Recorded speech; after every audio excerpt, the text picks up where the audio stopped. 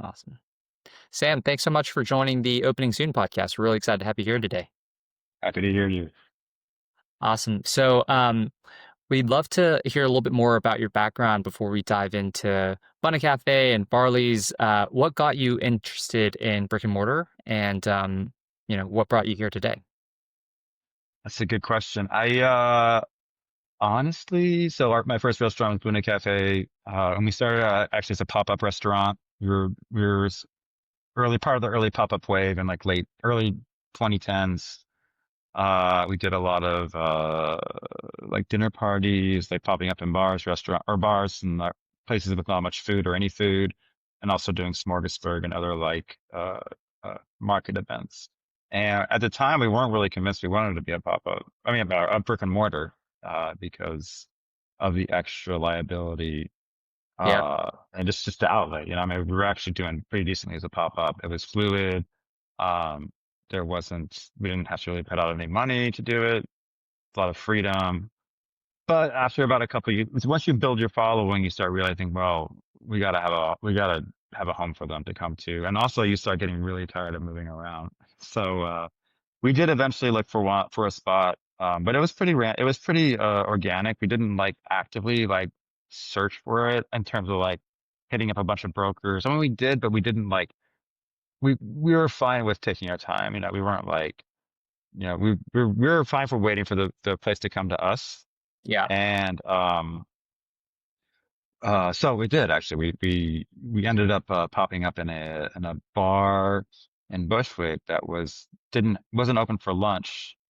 It was like a greasy spoon, like divey Southern food bar with $4 Rolling Rock and shots, which Seems happened back like fun. then, Yeah. way back, yeah. And they were closed for lunch, so I asked the owner if we could do a lunch pop up there during the day, and he was excited about that. So we did that. So it was like, wild, divey, southern oriented, like stuff by dinner and very quaint Ethiopian vegan food by lunch. Match made in heaven. But they went out of business like 3 years later or 3 months later. And so he gave me first dibs on the lease. And I was like, yeah, sure. So we did really, really fast, like 6 week build out, Uh, changed it up and opened up right away. And that's kind of how, from that point forward, like every time we talked about expanding, it's always been just like more about like not what we want to do, but what's available for us to do. Like I don't like putting things in empty boxes. I don't mhm. like putting uh uh anything I have in mind of doing. I don't really like putting in an empty box. I think there's a lot of merit to seeing what's already existing and modifying your vision to fit that. Because you'll see things you didn't normally see. Yeah. Like with this place, it was never a really, I mean, the place actually had a kind of a layout to what we were interested in, but we never thought it would be that kind of place, like the divey kind of bar place. Yeah. And it had a huge bar, like enormous bar. We never expect to have that big of a bar in a restaurant, but it Yeah. worked out. I mean, it ended up being our identity. Like Yeah. 10 years on, it's what Bunna Cafe looks like. And it fits. Yeah. And so for Farley's, it's kind of the same thing. Like I didn't, um, we weren't actively looking for a place to do a sloppy Joe restaurant. Actually, one of my partners approached me. He's like, "Hey, I have this place. It used to be like a fried chicken place, and it's tiny, but the landlord's super, super cool. He is, by the way, super cool. And he's giving me a really good deal for it. If I'm going to put something in there." He's like, "What would you want to do?" I was like, "I don't know." And he was like, "We could do smash burgers." I was like, "Yeah, maybe, maybe." And then I just remember like one day, I was like, "Oh my gosh, I've been talking about this for the past 4 years. Like, why isn't anybody doing a sloppy Joe restaurant? Hmm. Like, why is it not out there? Yeah. Like, and it's just every month or so, I'm like, in a conversation with somebody, I'm like, you know what? Why isn't anybody doing sloppy joes? And one day it just like hit me. It's like, oh wait, I've been talking about this. And so I was like, dude, we gotta do sloppy joes in this place. And Gotcha. it fit. Yeah. It was like, So just going back to Bunna Cafe, hmm talk to me about sorry, it's what. Buna Cafe. It's everybody says Bunna or Buna, but officially it's Buna Cafe. Yeah. Okay. So going back to Bunna Cafe, Uh-huh. what were you doing before then, and what got you even inspired to do those initial pop ups, going to Smorgasburg, and all that? beforehand? I was doing a little bit of everything. I was a graphic designer. I was in finance industry for a little while. Traveled. I was traveling a lot. Um, I had ideas for like development organizations in Ethiopia and other places in East Africa. Just kind of dipping my feet in a lot of different things. Yeah. As far as money though, I was a freelance designer. I was designing for publishing companies, Okay. publishing services, and most of them were African. Like one of the main ones was like owned by a person from Eritrea. So that's what got me into the community, among other things. And the idea for an Ethiopian restaurant was just really just going to Ethiopia, having a wonderful time, having crazy adventures, and then coming back and meeting Ethiopians and hanging out with them Yeah. and chatting with them about like how do you like rep that culture in the appropriate way, like in a place like New York. And I ended up finding my partners through those conversations, and just trying things out. Just like super fluid, trying things out. Why did we want to do smorgasbord? I mean, like just like we started out very like basic. I mean, I lived in Bushwick, so we started out just doing things in Bushwick, like rooftop parties, popping up in bars, like anything creative we could think of. At that time, this was like early 2010, 2012, 2013. That was like the heyday to do those kind of things in a Yeah. neighborhood like this. So it was super well received. And then we decided to focus on the Ethiopian vegan cuisine because it's unique, it's delicious, it appeals to vegans and non-vegans alike. And so it endeared us to the vegan community at the time, which was really growing fast. Um, and so we just thought we did, it was a organic, like awesome, like very intimate growth, Yep. and so when you grow, you're like, well, what else can I do? And then people actually, Smorgasburg approached us, if I recall. Yeah, I think it's like it was at one point. I think we were doing Hester Street Fair at the time, and they approached us like, hey, you want to come over here? And yeah, we're like, sure, why not? I see. Yeah. Um, and now it's been what, almost 10, 12 years since you've opened? Since we started pop-ups, our first pop-up was in 2011, so it's 14 years, and then the brick and mortar was in 2014, so it's like just over 11 years, 11 and a Okay. half years. So, I Yeah. mean, you got the space as you took it over from, the prior bar. How has that journey been over the last, 12 years since you've had the brick and mortar?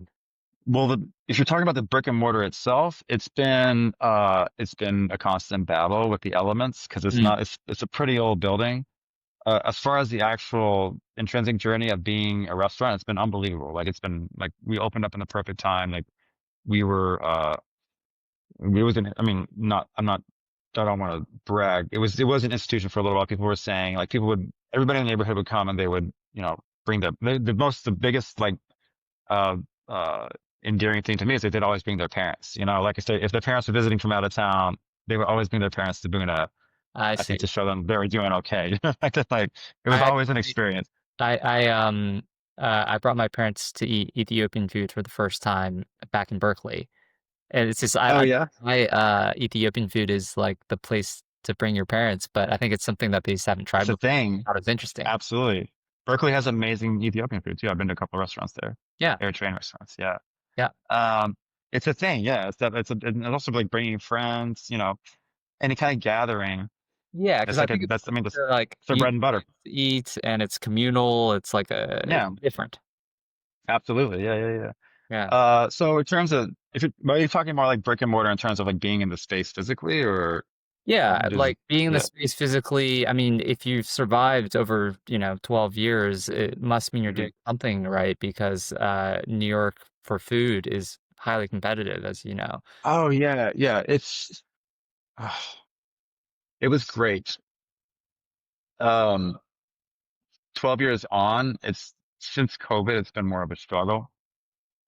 COVID was weird because I mean, I'm sure I mean, every restaurateur I talked to about this, but like COVID, um, at least depending on the neighborhood, but COVID definitely changed the fabric of what a restaurant does, but also what its the fabric of its clientele, like, Yeah. uh, during COVID, it was a struggle, but there was this like motivation to try new things. Like we tried a whole bunch of new things during COVID. Like experimented, really kicked off delivery, which was a real hit. We actually did pretty well during COVID. And then after COVID, the the buildup after COVID was so big. Like by 2023, like we were doing more sales than we did even before COVID, which was like it was really like it's huge because people were just, I guess, really happy to be back and out and about. Yeah. And then ever since, it's just been a downhill too. Like since 2023, it's been big more of a struggle. And I think it is definitely like this neighborhood, but I think it's also a lot of other neighborhoods in New York. And I mean, I guess you hear these all over the country, but people just they approach dining differently, you know? Hmm. And What do you mean uh specifically by that? I don't know. I think Like people are going out to the eat less, yeah, or people are going out less than, or if they're going out, they're going out and spending less. Like they're trying. I think that people are making it more of a special occasion than they would have done in the past. At least from my experience and talking to other people. yeah. Do they go still out? Do they still go out? Absolutely. Um, do they? Uh, I think, but you know, it's more than just that. I think in there's definitely a lot more competition. We're in a neighborhood that's grown really, really, really fast, and there's always a lag time between like the anticipation of growth and then like what's actually happening when you open your doors. You know, so like if people see that a neighborhood's growing, you get 1,000 people wanting to start a restaurant there. You know, and they scoop up all the property and open it, and but they open all at the same time. So all of a sudden, there's too many restaurants, not enough people. You know, Yeah. and and then they all start, a lot of them start closing down. Uh, and then it's just weird, like up and down and up and down. But right now, it's definitely like there's definitely, I think there's some oversaturation. I mean, even with Farley's, I've seen like, you know, Bed-Stuy's always like booming and up and coming and great neighborhood, great like supportive neighborhood for new stuff. But I've seen just a 3 block radius from where we opened, there's like 4 new restaurants in the past month that have opened at the same time. Yeah. Um, so I think there's just an oversaturation probably of restaurants right now and establishments. And the clientele has either stayed the same or it's like they become a little more like frugal.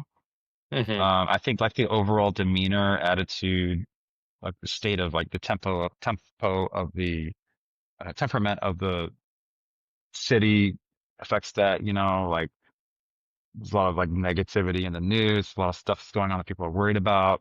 And I Yeah. think that definitely affects their dining habits. Um, and I think a lot of people just don't want to leave the house, Mhm. honestly.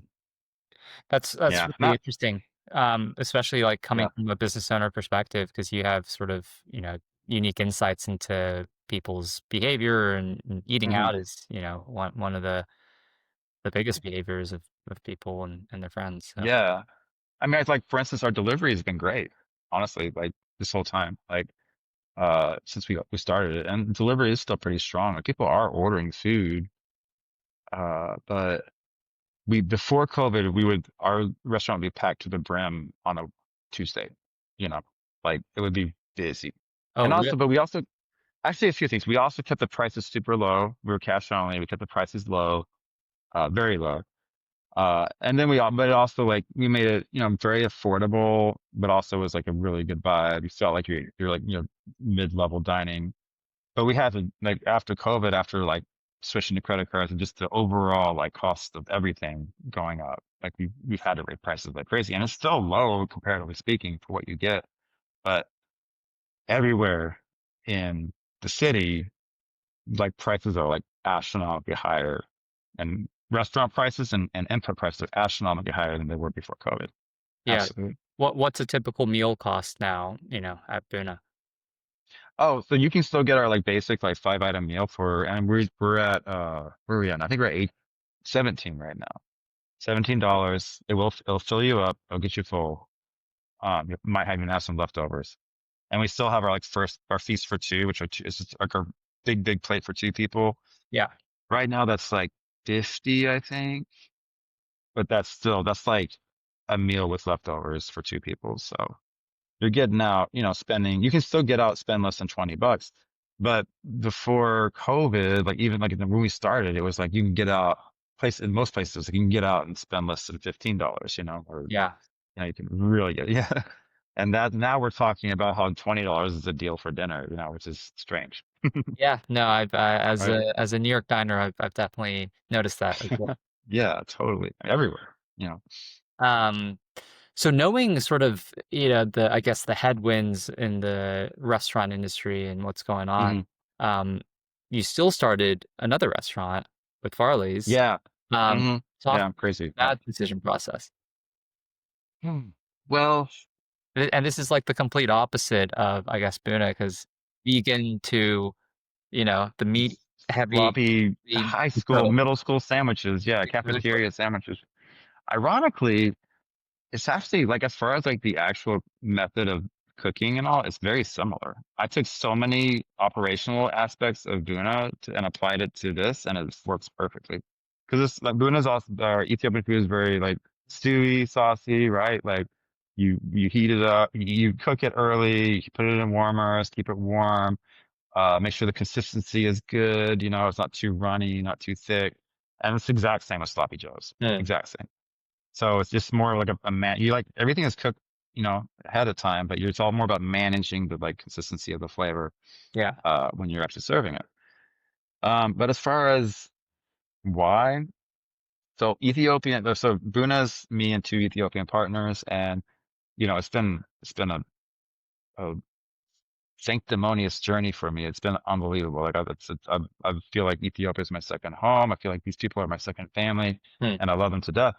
But I'm from Texas. I grew up, in suburb of Dallas. I'm from a completely different culture, and I still am a part of that culture to a degree.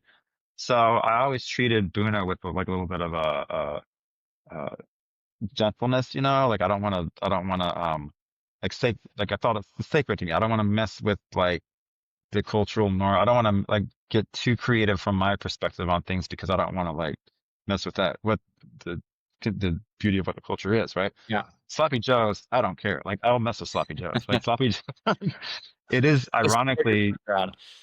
say again, This is more of your playground. You're playground. Yeah, yeah, yeah. But also tastefully, like Sloppy Joes is a cultural staple in America, like whether we realize it or not. I literally like sat here and asked every customer when's the last time you had a sloppy Joe, and they're like, possible. "Good question." And they're like, "Oh," and they tell me a story like middle school, yeah, high school, like, but they all know, like they like I put flyers out and I asked that question in my flyers, and like people respond to me. They're like, "Actually, I mean, I could actually start a podcast."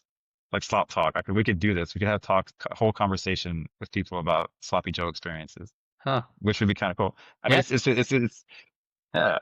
yeah. We could talk about it later if you want. But it's it's interesting because yeah, there's no it's not really found in restaurants very much, if at all. But it's like it's an institutional staple of American society, whether we realize it or not. Like if you grew up in this country, more chances than not you've had a sloppy Joe. Like uh, and it's always been considered like a simple like afterthought of sandwich. And so but I wanted to like bring it kind of the forefront and like make it still taste like a that after school like delight thing, but like a little more elevated, a little better ingredients, uh I would say like not healthy but not necessarily unhealthy, Yeah. and then take that and then go and dive deep into other cultural influences and figure out how to slop that as well. So like we'll take the culture, we'll slop a culture. Like you give us a origin story, we'll figure out how to slop it. I So see. I've talked to Iranians about doing a Farsi Joe. I've talked to like Huh. Polish people about doing a Slavi Joe. I've talked to, of course, Ethiopian Joe. We have an Ethiopian Joe. We already have like a Mekong Joe, which is like a Southeast Asian influence, the Cambodian, Thai flavors, Vietnamese flavors. Interesting. Uh, yeah, Cuban Joe, Cubano, take the Cubano sandwich, disintegrate it into a slop. And that's one of our slops. Cajun Joe, Texas style barbecue Joe Yeah. like with Um, brisket. Yeah. and I know, like when your friend presented you with the opportunity to open something Mm. here, you were also considering smash burgers, which is, going through a trend right now and super hot. Not How, very. I wasn't considering very much. oh, you Like, weren't considering much. Okay. nah. It was just mentioned. I was like, we could, but we should try something unique. Like something different. Yeah. Yeah. Yeah. Go Um, ahead. Sorry. no, no, no. So I'm curious when you like. when you're opening a new restaurant, like what is the goal for you? Is it to be innovative? Is it to make money? Is Hmm. it to express your passion? I'm curious for you, what is the goal? I don't think you're going to be able to be successful unless you incorporate a little bit of all of those things. You know, it has to be a little bit of everything. Like you definitely need to make money. I mean, let's not be stupid here. Of course, that's going to always be there. Doesn't have to be it doesn't have to be like, here's the thing. Like, I think if you keep that in the back of your mind, but focus on the other things, the passion, the inspiration, the creativity, the money comes afterwards. Like, like if you don't think about it, you're going to get it. Just be smart and, run a tight ship, run a good ship that's efficient. Yeah, But if you get to just like really dive into the other parts, which are actually a lot more fun, then you'll make the money. The money will come. yeah, And then even in times of financial pressure, I really avoid trying to think about it on a dollar, like a money, like dollar cost kind of situation. Like I definitely like make sure that we stay as efficient as possible, but I don't want to just focus on churning out stuff to make money. I wanted to maintain a level of like consistency, creativity, fun, have a good time with it. Because also if you're running a restaurant, you're it's gonna suck up most of you. Like you're not gonna have much else that you can do. Like it's gonna take up a very huge chunk of your life. So you have to enjoy it. You yeah, have to enjoy it. If yeah, you don't enjoy it, you're gonna get burnt out so quickly. yeah. Yeah. Um, for the initial investment to open the restaurant, where did this come from? Did you have to raise money? Was it bootstrapped? For Farley's, we bootstrapped it. I mean, we pulled in a little bit of money. We pulled money here and there, not much, just a few tens of thousands, because the place was already. It's a hole in the wall. It's a small, like 300 square foot spot. It was already had like a hood and it had a lot of stuff in it already. It definitely needed a ton of cosmetic improvements and equipment. Yeah. But yeah, it was a pretty cheap build out really and Okay. quick, and we just yeah we spent a lot on like mainly just like cosmetic stuff, making sure it looked like the diner style that we like. Yeah. But yeah, it's all our own personal funding. Okay. I have two partners, so it's the three of us. Yeah. I see. And then how do you divvy up the responsibility between you and your two partners? Pretty solid. I like one of them is the builder. He's worked on the contracting, like getting everything together, HVAC, everything. He's really focused on that. And then the other is managing the kitchen. He comes from a kitchen management background, so he was actually in there, like working on operations. And I do like everything else, like business setup, payroll, marketing, you know, putting the money together, like anything that involves not actually basically all the other stuff, Yeah. the halo that goes around that. And Yeah. that's my same responsibility mainly with Buna too. Like it's what I always did, like back burner, like focusing on make sure the business side of it's running well, and then also marketing, create like social media, marketing, business relations, opportunities, and Yeah. yeah, behind the scenes stuff. It's like That makes sense. For mhm. the design and the sort of diner feel, is that a concept that you came up with and executed yourself, or did you have to bring in outside help to get that off the ground too? I mean, we brought in contractors, we brought in our friends to build it, but it was me and my partner's idea. We all put it together ourselves. The We design aesthetic you guys put together yourselves. absolutely, yeah, yeah. It was a collaborative thing. I see. Cool. And for you mentioned 300 square feet. How much is that for rent in Bed-Stuy? Is that I mean, we have a pretty good deal. We're paying like less than 2,500 for it, let's put it that way. So oh, that's pretty great. yes, I mean, we don't have a basement, but it's just like good, it's, it's, I mean, honestly, for the square footage, I don't know. But it's for what we need, it's great. Yeah. Like it's exactly like, because we don't, beautiful thing about Sloppy Joe's is you can keep the menu simple because we're introducing a new product. So we don't have to throw a bunch of new stuff on there that's going to take more space, and like storage. Yeah. So we just keep it simple. Like our set of Sloppy Joes, some chips, some delicious sodas, maybe a couple like desserts. Well, and so our storage, we don't require much storage at all. We can keep it all in the place and, um, it works. So we were able to get away with paying that kind of a rent and not having to worry about having a basement, having like we just figured out how to make it fit. Yeah. Uh, And how is so it it just works. currently yeah, how's it currently staffed up?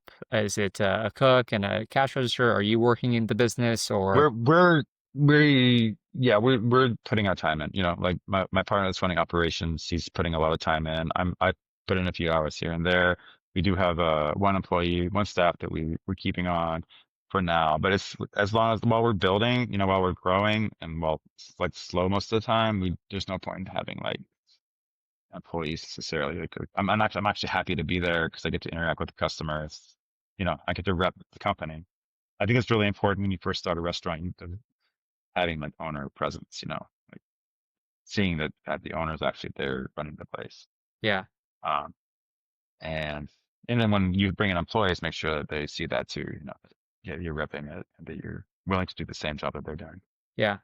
I'm curious, with opening Buna and then, also opening Farley's, what were some of the differences that you've noticed in the, Oh, time? biggest thing is the time frame. I mean, Buna was a 2.5 year adventure before we had our actual restaurant, Yeah. So we had a long time to build our customer base, to figure out our brand. We had a ton of time.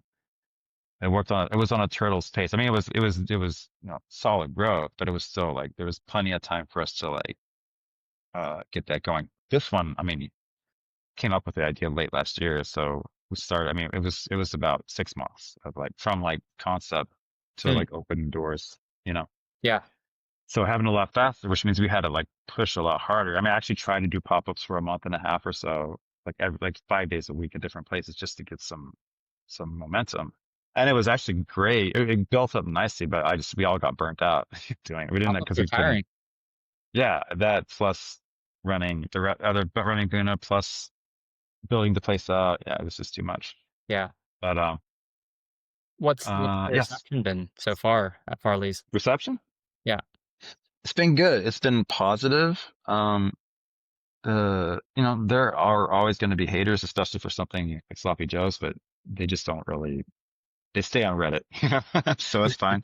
Uh, the feedback in Bed-Stuy has been amazing. Like everybody, especially the old school OG neighborhood folks, are just like, yeah, like this is awesome. Like they're like, they're talking about their child. I mean, it's great. It's like really, really like supportive. Um, I really love being in Bed-Stuy. Like, I've been having conversations. I know everybody, all of my neighbors, the places, the other restaurants, the bars, the barbershops, all of it. And we sit and we talk about random stuff, and then I talk to them about like their feedback on the sloppy joes. What do you think about the pricing for the neighborhood? Does it feel right? Like I get their feedback like crazy, but everybody's super super supportive, like really really. And as far as I think there is a like what's man I can't I'm trying to remember my business school lingo, my MBA lingo, but like being a what is it when you're like a leading like you're introducing a new concept for a new industry, like that business, like you're the what's the word? Pi You're the Pioneer or yeah, something, but there's an actual word in business school. But like being the first to do this, you're introducing a new concept. no, And first to so market? they're yeah, first to market. So like there's always going to be a lag because people are gonna have to like dive into the swim, I mean, dip their toe, dive into the pool, like, so they might say, oh, this sounds really good, but then actually coming over and like trying one is a different story. So I think we're experiencing a bit of that lag, but it's getting better. Like we're getting, every week it's getting slightly better, slightly better. We've had some great media, articles written on us from Time Out and their Eater. I guess we were on Fox News too. I didn't even know. Like my neighbor told me you guys were on Fox News like our first week. I was like, okay. Yeah. Um, goes to tell you how many people actually watch TV anymore. But so we've had it's been good momentum, and then I've been trying to do like we're doing like a street party this weekend. We're bringing in performers. So I'm trying to do some like stuff that makes our presence more known. Mhm. Um, but it's been a slow growth. I think there is like a money crunch, but I think I'm okay with it though because I found that the organic growth is so much more like lasting than the fast, like flash in the pan, like. what is it? Sweep you off the feet, kind of like Instagram bolting, that kind of loyalty is like very fleeting and can disappear like snap of a finger, you know. Mm, But this is like focusing more on just like talking to the neighborhood, talking to your neighbors, like, you know, identifying the ones that become regulars, like that kind of thing will keep you going for a long time, long time, especially in a neighborhood like Bed-Stuy. I see. I mean, Yeah. how many customers are you getting per day, or how many sloppy joes do you get to sell per day now? We're up to like, see, we're doing like about, we're doing about 30 customers right now. We're only open for like 8 hours right now, but like, yeah, it's like 30 on average, about 30 or so. But it's been up. It's up like a few every week, you know. Yeah. So Okay. And then for the media mentions, I saw that there were some articles in Eater and Time Out. How did you get hmm those? Were those all organic, or did you reach out? Did you work with PR? they reached out to me, or I mean, the Eater they reached out to me, and then Time Out. This lady Morgan, she actually wrote an article on Buna, and I asked her, hey, Mm, by the way, I'm doing this, so you want to write about that as well. I see. They, yeah, I don't.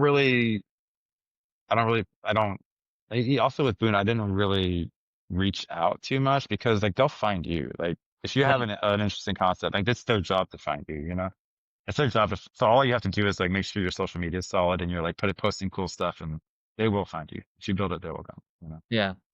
Yeah. I like your style. It's a lot of sort of go with the flow, and Yeah. just as things are, there's like a natural pace. Whereas a lot of people I've spoken to, have hired PR agencies months before they open to make sure it's prepped Yeah. up, and they've spent $1 million on the build out for hmm their restaurant, and it sort of needs to be the success. But I think you've kind of Yeah. taken the opposite approach. I mean, if I had $1 million to like drop and like not worry about it, I'd probably do that. But you know, we can't. We're not all so lucky. I mean, I've never really felt comfortable hiring a PR agency, and I'm not saying that's a good thing because I think I might be missing out on a lot, you know, like by doing so. But just the idea of spending money to have someone rep your brand, is super scary. It's like having I don't know, it's like sending, it's like your brand, your business is you know, it's your thing, it's your child, and like spending money on somebody to like take care of it the same way you would Yeah. is scary, you know? And I think, uh, are they able to provide new insights and ideas on how to do things? Absolutely. I just don't really like a lot of media, like brand PR firm or related media. I just don't really like it. I don't know. It seems kind of It's fair. cliche and tacky. Yeah. Cliche and tacky. I'd rather be stupid and create. I'd be like, I'd rather be goofy, funny, and you know, like make people laugh or roll their eyes than do this the standard thing. Like the stuff I do, like the posts I do are kind of like, yeah, they're kind of goofy, they're silly, you know, like purposely a little like old school. I don't know, but it's like uh, it's just more fun to do it that way, and people like at least you have to know your neighborhood, but people seem to like get it, you know, they get that we're Yeah. being like messing around. Okay. Yeah. Um, so, Oh, sorry. I want to say one more thing. Sorry. I'll say one more thing. I mean, sloppy joes are not an attractive. I mean, they're not a beautiful sandwich, right? I would say they have a great personality. They're not like, that's not the most Instagrammable thing. So like, I just decided to go with that, like early on. It's like, let's videotape people eating them and just like the slop falling off them, you know, into their lap. Let's be honest for what it is, you know, like, yeah, uh, and not shy away from it. Yeah. yeah, I feel like that's working pretty well. yeah. No, no, no. Sorry, go ahead. Yeah. That's interesting too. Um, for the sloppy joes and the recipes and doing a different type of slop, who comes up with all those concepts? So, when we first started, I am not a chef. I trust myself in the kitchen. I don't necessarily trust myself in the kitchen with other people. Um, I'm getting better. Anyway, I've had my moments, but I don't, I would never like try to be the one to make this food.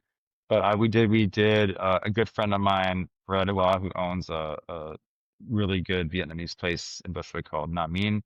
Hmm. And I've known him for a long time. He's a really good chef. He's got great culinary creativity. So I reached out to him I to see. help us with the original recipes, and he did. He like blew it away. Um, and every time I thought of a new concept, I'd reach out to him. We'd have like a 2 hour, like bang up cooking session, put some stuff in, like do a second round, and then put it out. So he's been an amazing part of our journey. He's been awesome. I have been able to like for the later recipes, kind of like take from his influence and like go on my own a little bit, and like we still use them, we still he's still there. He's super awesome as a consultant for us. But it's been kind of more of a collaborative thing, Yeah. about between the three of us now about like how we're going to do these. So I mean, we're learning ourselves, by doing them. Yeah. The every sloppy joe that we have has the same base. We use the same like base of veggies, and the whole point is to like be able to have that base that actually reps the sloppy joe, and then add the different ingredients to make it taste have a homage to like a different place, a Yeah. different culture or a different culinary style. Yeah. So What's been it's your favorite sloppy Joe or different type of oof. slop? You're gonna make me choose between my children? How Yeah. dare you? My babies. I don't know. I'm sorry. I'm terrible at favorites. I will tell you what's unique like a father. I'll tell you what's unique about all of them. Um, I mean, right now, okay, I'll tell you. My favorite right now is probably the barbecue because it does have like so we got a really good brisket from this food truck called Empire Barbecue that's in this bar called Hank's nearby. I'm collaborating with them, and they gave us like a really solid brisket. So it has a really awesome like. It does taste like a chopped brisket sandwich you might get in Texas. It has that same flavor. I think it's Yeah. really hitting really well. But um, all of ours have kind of a unique, awesome flavor to it. Our vegan Joe is actually really good. It's we're just using Beyond Meat and some other sauce and tamari. And but I mean, everybody that has it's like this actually tastes more like a sloppy Joe than anything I've ever had. Really? So it's good. And we're Is there also doing. Ethiopian version yet? No, I haven't done it yet. I'm been putting that off because I need it to. First of all, I need to get a couple of my stuff at Bunna down like on it so that because I wanted to make it. I want to be able to like. I have a couple of really amazing stuff at Bunna that I have one in particular that's like ran restaurants in Ethiopia. So like he's very knowledgeable and he's like trying to make it over here. So I want to spend time with him to actually sit down and like really dive deep into the recipe. Yeah, Um, that makes sense. since we've opened, I haven't really had time, but like once things settle down, we have a really good flow. I can go back to doing that. Yeah. Uh, but what was what was the question? Oh, I think you were going to talk about another sloppy Joe. Oh yeah, we're also doing dogs now. We're doing like sloppy dogs. It's a new concept. So it's like a chili dog basically, but we get a good hot dog and we put slop on top, whatever slop you want, That sounds and we do a delicious. vegan version too. Yeah, it's kind of a no-brainer, but it's perfect. It works really well. Like yeah, really good. Yeah. People get to also choose like what type of like it's cool when you have all these slops. You can choose you have like 7, 8 different varieties like how you can make your dog, Yeah. which is pretty awesome. Yeah, It's cool. condiments and Uh, stuff. Yeah. I'm curious, because this is so new, but where Mm. do you hope to be in a year or two? Like, tell me Oof. about the menu, tell me about the space, tell me about how many sloppy joes you're hoping to sell. I mean, honestly, this concept is definitely expandable. Like, if we can get the momentum where it needs to be, where it's running on its own, and then I mean, you talk about PR team. I mean, honestly, like if we get to a certain level, yeah, I'll hire a PR team. But like, this is a very like replicable concept. So in a year or two, in 2 years, I would be disappointed if we didn't have like a couple more open in the city, Yeah, and we'll see from there. Like, this is definitely a thing that could go pretty far, you know. yeah. I mean, Be specific, but it could go. yeah, are there restaurants that only focus on sloppy joes like yours? Not yet. There will be soon, probably, but no, we're probably the first. I mean, I've done some research. I haven't found one. Definitely not in like the Northeast. Yeah, I think there might be one in South Carolina, but like if we're not the first, we're like the second or the third. yeah. That focuses just on sloppy joe in Okay. America. How Yeah. did you come up with the name Farley's? It's a simple name. Like it's an homage to like nothing really. I just like they wanted to call it like we messed around with a like slop shop or putting my name on it, Sammy's, and like I just like I don't nah, I don't want it. I don't want it to.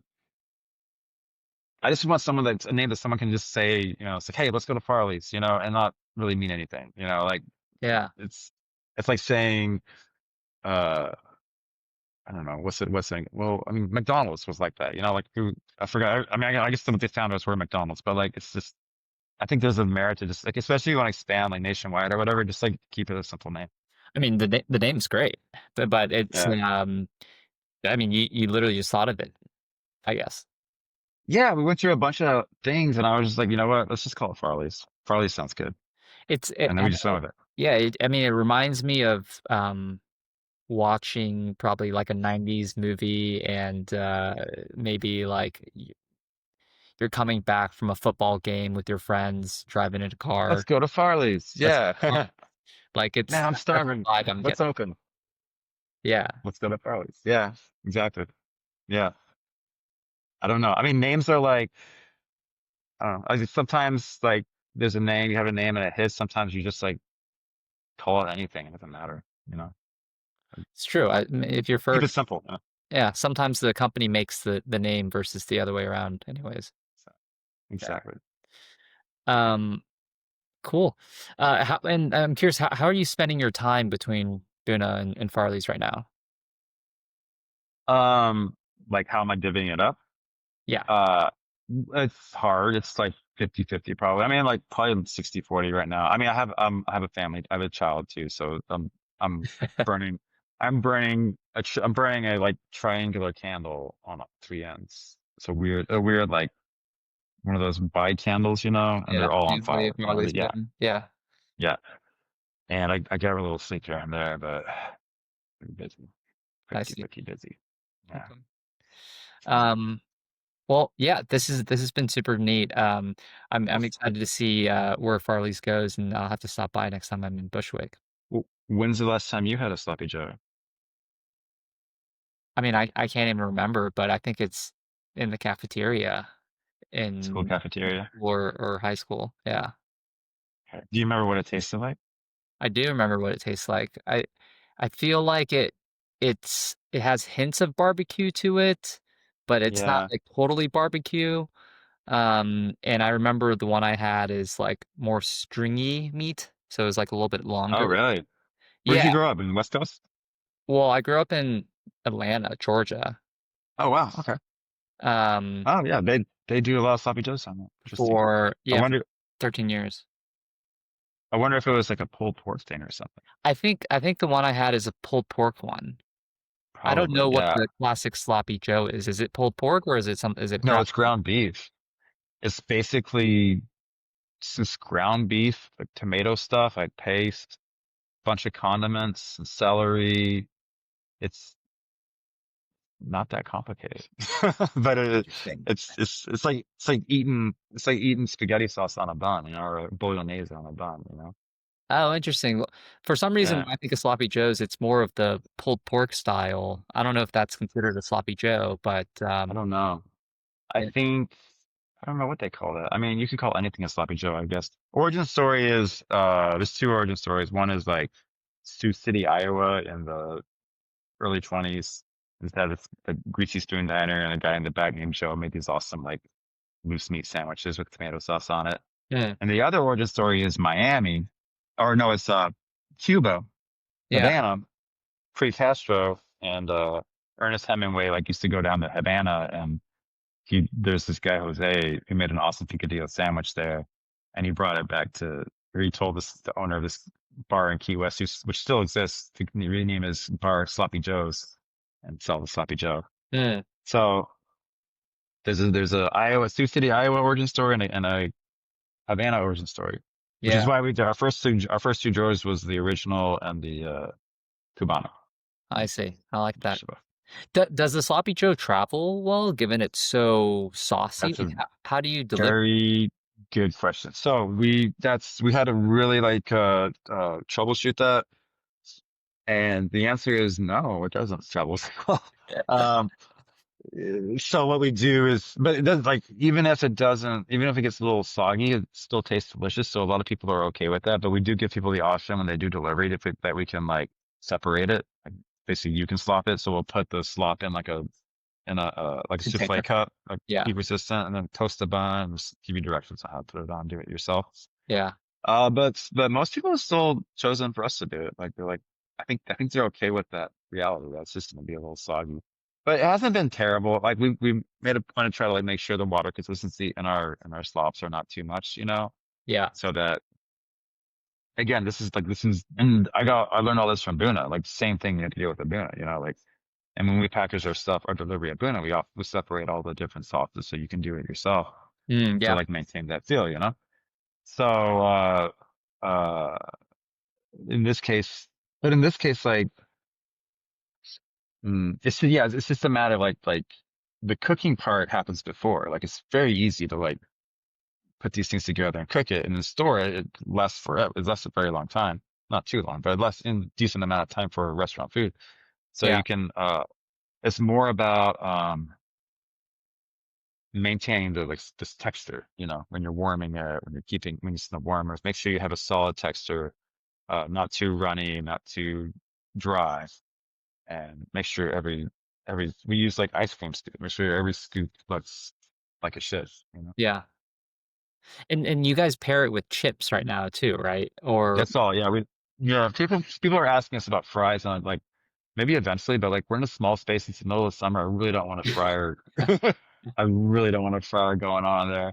yeah. And honestly, Uh, like I'm a firm believer in keeping simple menus. I hate like 10-page menus, oh, same. especially when you're starting out. Yeah. Like you have a new concept, the people just try everything we have.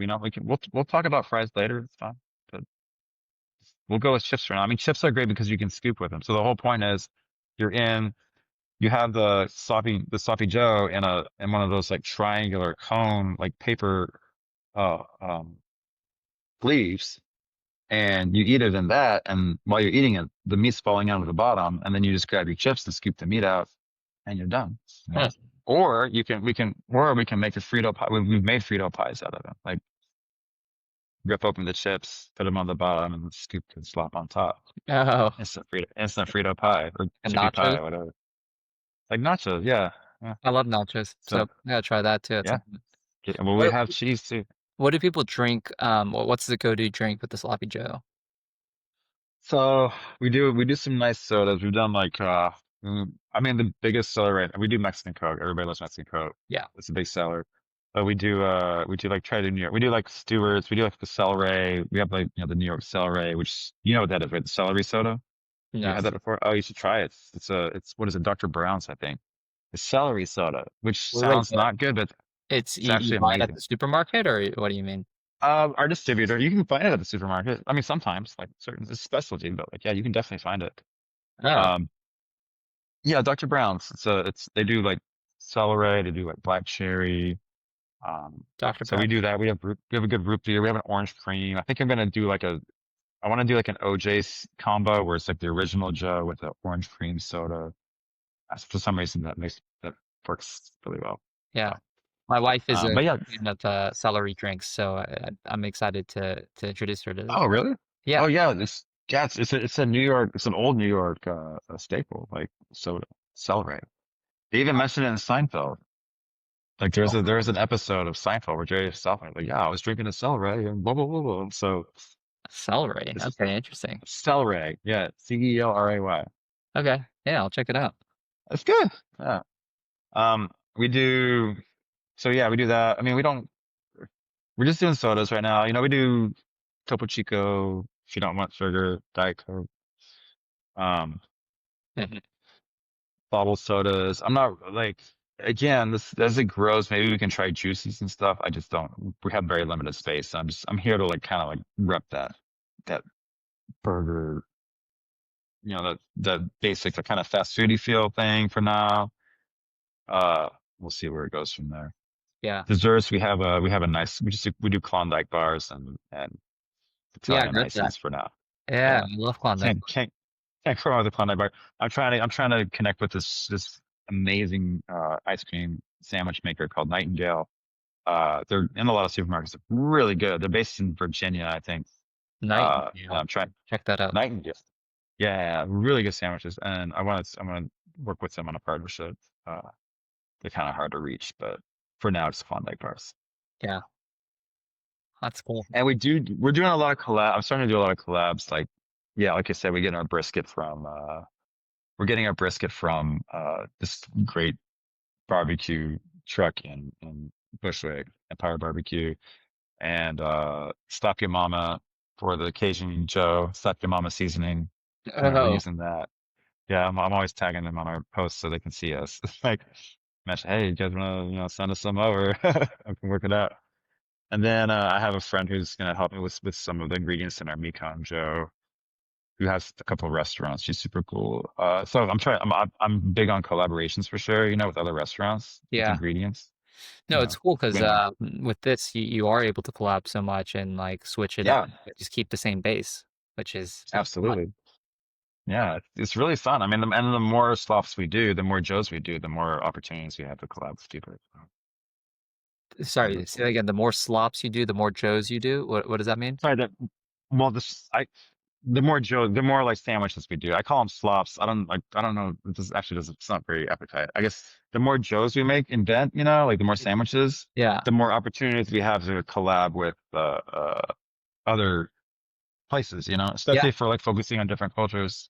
That's golden opportunity to like rep or to like collab with like a restaurant that serves that kind of food or a food vendor that does that kind of food. yeah. So Cool. I mean, it's a win-win situation. Like collaborations are great. Like it's not a quality thing. Like you get their customers find out about you, your customers find out about them. So there's nothing Yeah. wrong. Great. Have you did you do that with Buna a bunch? Collabs? No, I didn't really have a chance with Bunna because it was Ethiopian food. Like it's its own thing, Yeah, right? So like, that's fair. and we were trying to stay super traditional, like super like authentic. So, but this is again like sloppy joes is it's a mishmash. It's a melting pot. It's the most American sandwich ever. Like it's the melting pot of different ingredients and like different things. And so it's a lot easier since there's no like hardcore, like I mean, real cultural identifier in a sloppy joe. Except or we already rep that in our original joe. We're making other ones. We have Yeah, license to kind of that's bring anybody in. you're from Texas too. You can switch it up if you want. Hell yeah. Absolutely. What are the haters on Reddit saying about you? What? Well, it's all not that bad. They're like, mostly it's like, ew, that's disgusting, or oh, great, look what's happening to Bed-Stuy. Gentrification. I've had a few people defend me, particularly be like, give it a shot. Be honest, pretty cool. I mean, I am very sensitive about like going into this thing. I've lived in Bushwick for 20 years. I haven't lived in Bed-Stuy before, and like I don't. Uh, I think it is absolutely important to like if you're going to bring a new establishment into a neighborhood that's like transforming, Hmm. that you make sure the neighborhood's cool with you first before you do anything else. That's why I'm saying like I want to make sure I know my neighbors, but also like I want to make sure they like this before I go out and bring people from other areas to come try it. Like I want them to feel like it's part of that they can. I want them to feel like happy to have this here, and like where they can like always feel comfortable coming in, hanging out, you know. So, but of course, like it, I that is like it's just funny. It's just funny to read. Like I don't care. Like I literally don't care. Like Yeah, yeah. No, that's fair. these I people, and I'm mean, like leave it. yeah. For opening restaurants, is that a big thing of, I'm in this neighborhood, or is that more specific to Brooklyn, Bed-Stuy, Bushwick? Like, I'm in this neighborhood. I want to make sure, like, if I was in Manhattan, I want to make sure, like, the people in Flatiron are okay with it before expanding. Or this seems like more of a Brooklyn thing. Okay. Or more of a it's neighborhood by neighborhood. I mean, we're in an area that's been uh, very much been the focal point for gentrification. The G word's been happening for a very long time, 10, 15 years. And like, I mean, when I started doing it, like it was happening then. And like, it's a very, it's an overused word, you know, like Yeah. not everything is gentrification, but, a few parts of it. I mean, like when people, when a previously under, uh, lower income neighborhood gets an influx of people from higher income areas and then the biggest problem with that is that it's going to like, there are going to be problems with that. It's going to raise the rents, you know, it's going to make things less affordable for the people that live there. Does Yeah. that mean nobody should move in there? No, not necessarily, because the people also bring a lot of like goods and services that that neighborhood never had before. Yeah. And that's then the people in the neighborhood are not complaining about that. They love that, you know? So hmm, it's not a matter of just don't go, don't do it. Just like be a human being about it. Like, be cool about it. Like pay attention. Like, Yeah. do your research, like find out what people actually can afford, you know, I find out like what people like and how understand like how the flow of the neighborhood already is. And then just build your, you can still do your own thing. Just make sure you respect that, you know, show Yeah. respect to it. And like I think it's important to like going back to like making money. Yeah, we absolutely need to make money, but I also don't want to like over make our sandwiches unaffordable to the person that's lived in the block for the past 40 years, you know, like, Yeah. and How much is a like, sandwich right now? so, we do our original Joe's is $10 with a bag of chips included. $10 with the Um, bag of chips included. yeah, Pretty good. small bag of chips. Yeah. Yeah. Yeah. I mean, again, I make sure that like the inputs are like not too expensive so we can still make our nice profit margin, but yeah. And then we also do the other ones are $12, the specialty ones. Yeah. And then we also do like Junior Joe's, little Joe's on a little slider buns for $4, so you can even sample or feel like the kids want one. Just Yeah. do like $4 Junior Joe. Yeah. And um, can we raise the price? Yeah, and maybe we will at some point. But for now, no. Like if you're gonna open a new place and bring people in, like keep it cheap. Yeah. We'll feel it out as we go along. You know? Like Yeah. if we can make our profits and keep it cheap, like that's how I did Buna. Like Buna was very cheap. Uh, very not cheap, affordable, very affordable, you know. But we still made very good profits, you know. We figured out other ways to like make sure the costs kept the costs low, and so we didn't have to like raise the price, and we figured it out. So Yeah. Okay. I mean, I like your approach to business. It's different from I think a lot of people I've heard from, um, thank you. and You you're know, good it's about the actual neighborhood and the culture, and I think that's not usually on the forefront of people's minds. look, it's